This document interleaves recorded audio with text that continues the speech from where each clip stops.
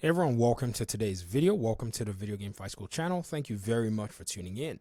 So today we want to go back and revisit a particular executive at Warner Media. This is the CEO of Warner Media himself, and I wanted to go ahead and speak very briefly about his position and some sort of enthusiasm that he's actually shown in terms of publicly about the Warner Media games that are set to come out very soon. Now, for many people, especially those of us here in the Gotham Knights community, we've seen his tweet where he basically referred to some of the games that he thought were on track to still be coming out for 2022. And in that mix were Gotham Knights and Hogwarts Legacy. Now, notice that the Suicide Squad Kill the Justice League game was not necessarily mentioned or highlighted in those tweets. It wasn't after that, it wasn't even too long after that, that we got the news that it seemed like there was a silent delay of the Suicide Squad game. So on January 26th of this year, just basically last month, not even a month ago, he went ahead and actually made this post. He says, this strategy continues in 2022 with a sense of urgency, launching HBO Max in many more countries this quarter, and the balance of the year, launching CNN Plus, delivering a full slate of highly anticipated games, and then also talking about some other franchises as well. So the big thing on Warner Media's own agenda based on these series of tweets is HBO Max being primary focus. And I mean, there's no doubt that they really want to get this subscription available into the hands of a lot of other people. So that's a very, good sign that at least they have that already settled and they want to continue to push forward, but also releasing these games that they're working on and at least continuing to ensure that they make them known. Now we know and we've seen that Warner Media, in terms of the different companies and, child organizations under them, have gone through, different kinds of reorganizations, maybe changes in leadership, maybe even changes in huge decisions like, say, the Snyder Cut, which was at first not, in a sense, acknowledged by a lot of the executives at one point, but then eventually brought out and used to launch HBO Max. And so we're seeing this new agenda that seems to want to encompass everything and bring in a whole host of new audiences or a whole host of fans who have been looking and seeing what is Warner Brothers doing into this new vision that they have. Now, here's also something that's very important as well with Jason Kilar, and I don't think I saw anyone report for this, and that's because it's about Wonder Woman, and so being in the Gotham Knight space, it didn't probably, pop up on my radar. And he made a comment, basically a tweet, and says, update/review today with the team building the Wonder Woman game here in Seattle.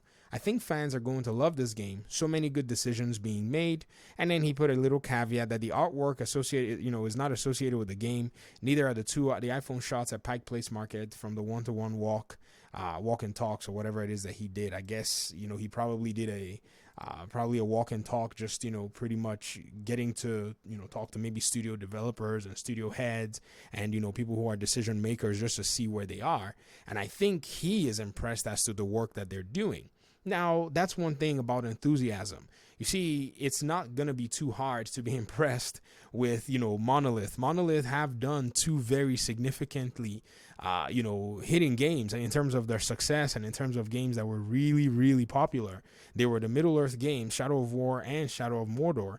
And there's no doubt that, when they probably showed him, probably their prototype or maybe like their demo, he was probably impressed. That's something that's very big on my mind that I think inspired this tweet from him. He probably went in there and said, what do you guys have? Maybe flew all the way to Seattle and, there was a scheduled demo showing of the game for him, or at least a progress showing.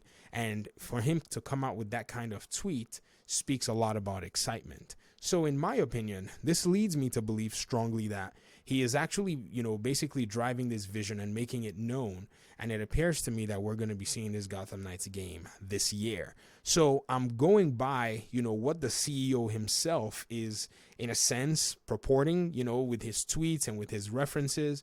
And it's not anything cryptic. It's just kind of the main fact that we have to pretty much go by based on his limited, and I will say limited, information that he's given to the public. But it is still information that we still still at least understand that's worth taking into account. Because with the Suicide Squad game, the delay for it was quiet. It was a silent delay. Nothing has been said. And it could be that it doesn't get a delay. It could be that the team, gets themselves in a place where they feel like they can get the game out, maybe the base game, and then whatever expansion or whatever, continuation they want to do from there, then they realize that it's something that's viable.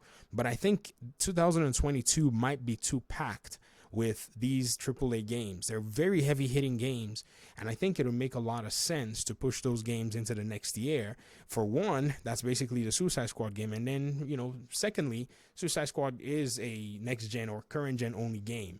So now that we have the chip shortages, and now that we still have these irregularities in production for the new consoles, it probably made sense that he did not highlight that game in his tweet. I think there was something that they already knew that they did not necessarily want to say. I mean, this is just my own hypothesis nonetheless, but you could see it from here. They talked about their movies, talked about their CNN Plus subscription that they want to get together, and then they basically referenced these two games, a full slate of highly anticipated games. These two games are very highly anticipated. As much as we talk about Suicide Squad, and some of us in the community will say we're looking forward to Suicide Squad first before Gotham Knights. Remember that Gotham Knights did win an anticipated game award at one time. But anyways, these are my thoughts, and I'd love to hear what you think in the comments section. Do you think that his own feeling of the progress of the development of the games are things that we could go by, or do you think it might just be something we still need to continue to take with a grain of salt? I don't think there's any reason to. He's the CEO. A lot hangs on his shoulders, and I'm hoping that he is actually telling us, or at least giving us the same feeling that we need in order for us to be able to understand exactly where the game's progression and the game's direction is going. And if nothing, at least we can come over here and say, okay, if the CEO feels this way about things, then it might be that things are probably looking better than we actually think. But that's it for me, folks. I appreciate you guys so much for even rocking with me. Thanks so much for your time and audience. Hopefully we'll talk in another video. Peace out.